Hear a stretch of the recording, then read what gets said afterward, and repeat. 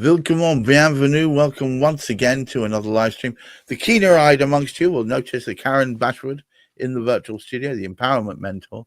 And we've been live streaming for a long time, talking about various topics, mostly aimed at ladies, but I think some of the topics we talk about, and today is no exception, all sexes will reconcile this.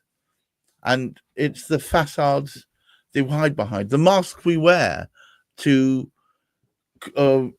purport ourselves out, to mix in general public, to deal with people, to cope with the stress and the strains of life. We often wear a certain facade when underneath we might be feeling or acting quite differently. And this is something, as a neurodiverse male, I'm only too painfully aware of, that for many years I was masking. I was hiding the confusion behind in front of a serene mask. So people thought everything was fine, when in actual fact, I was completely confused by everything. And you can reconcile that to yourself, can't you, Karen? And I can reconcile it to so many of my other clients as well, especially when it comes to pretending everything's fine, because that's what we do. When we're in a group of people or when we're talking to somebody we don't know, we pretend.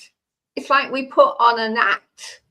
Right. Because it's safer to have that act. It's safer to pretend that actually I'm okay when inside you're not. I work with women who financially struggle, relationship issues from when they were kids that are still impacting them now, but they pretend that everything's okay. And I did exactly the same. The number of times somebody would say to me, "Oh, you're really confident." Yeah, really? I don't think so. There'd be an inside of me that was going, "Oh, do I really have to be here?" Right. And a lot of people, because I don't know, there seems to be a distinction between this, which is an overall masking, like an almost protective mask, so people constantly think one thing when in actual fact a whole bunch of stuff could be happening behind that. Yeah. And imposter syndrome, because some people will be well qualified doing something and then suddenly freeze. I can't do this. I shouldn't be here. I'm not good enough. That's different from pretending everything's fine and fearing the worst behind it. I think there is differences between that. Big differences, because basically you're living your life as if everything's fine and you know it's not. Whereas if you've actually become confident within yourself and then something disturbs you, something happens, somebody says something, or you just have a really bad day where your confidence just goes totally gone. Yeah, I think we all remember those kind of days. Yeah. Well, that then triggers off something that basically makes you question and doubt yourself. Right. So yes, imposter syndrome kicks in. Oh, they're doing better than I am. I can't possibly do that. That is imposter syndrome because it's likely to be short term. It's likely to have been triggered by something that's happened. Right. I'm the world's worst at times when I'm sitting there thinking, I can't possibly do this. Somebody's done this already. They're better than I am and such. That's imposter syndrome because I'm looking at it and thinking, I don't really know what I'm doing here. And it's like, well, everyone else does. So that's imposter syndrome. But the truth of the matter, Karen, is everybody's flying by the seat of their pants. Absolutely. That's the funniest thing about it. Yeah, I quite agree with you. But that can happen at any time. But what we're talking about, the facades, is the mask that we deliberately put on when we're going out and connecting with people or we're just having a conversation that can be online even. We all pretend that everything's okay when in actual fact we could be looking at situations where, there's somebody in a relationship who's being physically attacked. That's going to be a facade because you don't want the world to know that you are being attacked by somebody. whether it's emotionally, physically, or whatever. You do not want the world to know that. So you put a mask on to protect yourself. I've gone into work whacking great bruises. And when somebody said something to me, I've simply said, oh, I did a stupid thing last night and fell over. I would never, ever admit that I was being physically attacked, because I don't want them to know my world isn't perfect. No, because it shows you as being unsound or infirm or broken, and nobody wants to show the world that they're broken. We're all supposed to look bloody perfect all the bloody time. Well, the sad thing is, none of us are broken. We're just dealing with situations that have occurred that we've put stories to that make us question our abilities. And at the end of the day, none of us have the same story. None of us have been through the same experiences. Each of us sees things differently. So how can anyone possibly judge you because you're different to what they are and you're handling things differently? But we don't work on that basis. We assume that we have to be as near perfect as possible. Yeah, it's that assumption of perfection is what holds us back, I think, because you end up with a group of people all smiling at each other and chattering away, and you know that if you could peel off some of the masks and so that the real humanity would come out, there would be some frightened, meowing kittens there as opposed to confident humans. And I think that we stop ourselves moving forward by sticking with these masks. And I was the world's worst. I pretended that my world was fine, despite the fact that I wasn't earning the money I needed to earn, despite the fact that basically I wasn't happy. But everyone looked at me. All right, I wasn't outwardly happy, but I certainly wasn't inwardly happy. In actual fact, my health was struggling because I was so unhappy with my life. But I wasn't overjoyed like I am now. I wasn't smiling all the time. I certainly wasn't the energy I've got now. But sometimes looking at me, you wouldn't think that was the problem. I'd be sitting there going, yeah, it's lovely. It's great. Yeah. Oh, life's good. Yeah. Okay. Get off the call or whatever. And it was like back to normal, back to the miserable self, back to sitting there thinking, have I really got to keep going? So what is the process of removing the facade? How do we do that yet not feel totally and utterly stock still scared of what the world's suddenly going to discover about us? Well, as you know, I had a physical and then a nervous breakdown. Right. Yes. My physical breakdown was literally being unable to move for 5 days, coming back from a walk and just going to bed and staying in bed for 5 days, unable to move, basically. Now, that taught me something about the fact I was trying to control everything. And my body just went, no, you're not controlling anything.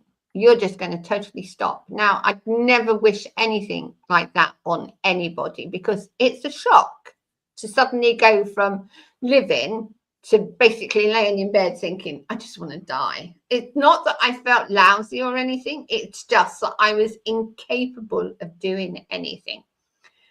You basically need to just reflect on what is happening in your life. Are you happy? If you start to be honest with yourself, it's amazing what you discover. And how often are we truly honest with ourselves? Well, the thing about honesty is the moment you're honest, it nudges you to want to do something about it. And so people don't necessarily want to do anything. So that's why they're not honest. I can see it. I can understand it, but it must be, it must hold a lot of people back. But if you want to live a happy, healthy, enjoyable life, Honesty is the one thing that you can be with yourself. You don't have to with other people. Don't have to be honest with other people if you choose not to. But being honest with yourself is the best thing you can do. Those 5 days of just laying in bed, absolutely incapable of doing anything, forced me to look at my life. What was I doing that forced me to reach that point where I could not do anything? And reflection is just looking back and seeing what you've been doing that you've been tolerating, accepting, or just living because it's the easiest way to deal with it. And you then have to ask yourself, do I really want to continue like that? And that's where the honesty comes in, because you're going to instantly say no. That you don't even consider saying, yes, I want to, because it's not natural to ask yourself a question, do I want to continue in this state? Your mind is automatically going to go, no, I don't want this. Why would I want this? That's where the honesty comes in. And once you start asking yourself those kinds of questions, do I want to stay in this relationship? Well, you might say yes, but then you think about it and think, well, actually, it's not really working for me. So no, I don't. It's that kind of honesty that forces you to really think about what you want in your life. Right. When you start thinking, you start realizing there are options. I think that's the thing. Most people don't realize there are options, and being focused on that one fact that this doesn't have to be it for you. Yeah. But you know what? When you're in it, and I've been there myself, it feels like you have but one option. You just don't have anywhere to go. But that's the thing. You're so focused on what you have that you won't look outside the box. Basically, you've boxed yourself in, and you're not going to move out of that box because that's your safety zone. But that's true, isn't it? But it's a self-serving thing. You create the box, and even though the box isn't particularly comfortable to be in, it's your box. And while you're in that box, you don't have to do anything else.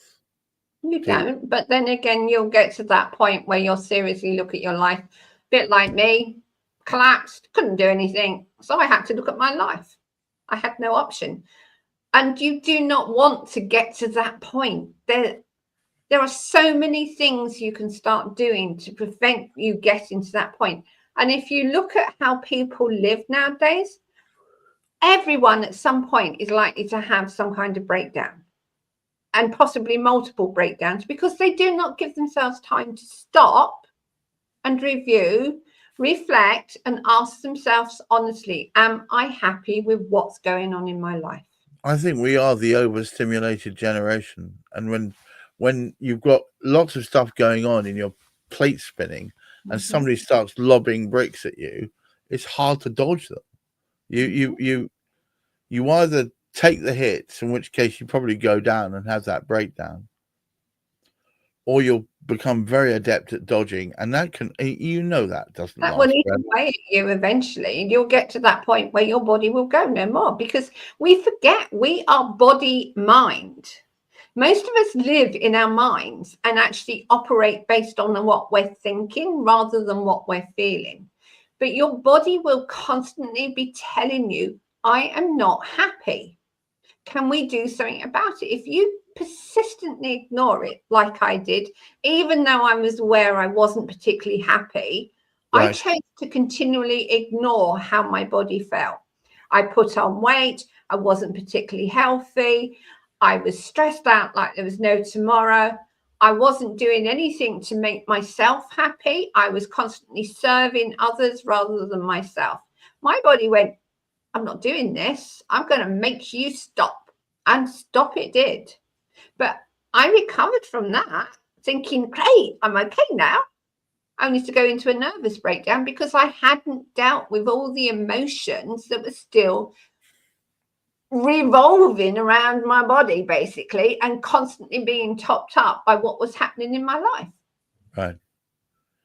All right. Well, look, I think we've come to the end of today's podcast. But what I really like is, could you summarize what having a facade doesn't do for you?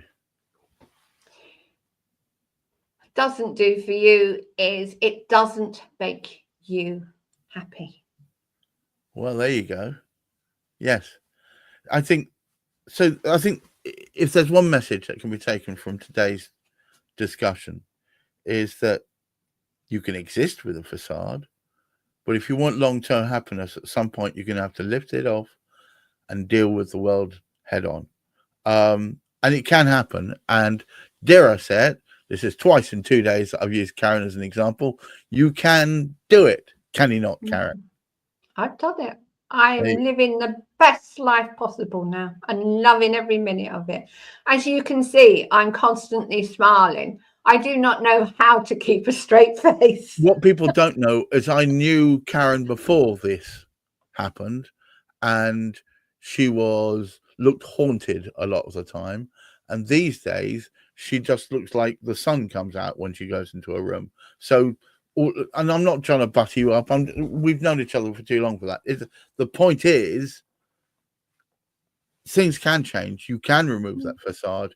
You can find your way through it, and you can create your own happiness yourself. You don't have to rely on someone else to do it. You can do it. Guys, I hope you found this inspiring. I know I did. But to all of you watching, try and keep your feet on the ground. Do reach for the stars. You can get there, but please look after that mental health. Until next time, I wish you well. Bye-bye. Bye.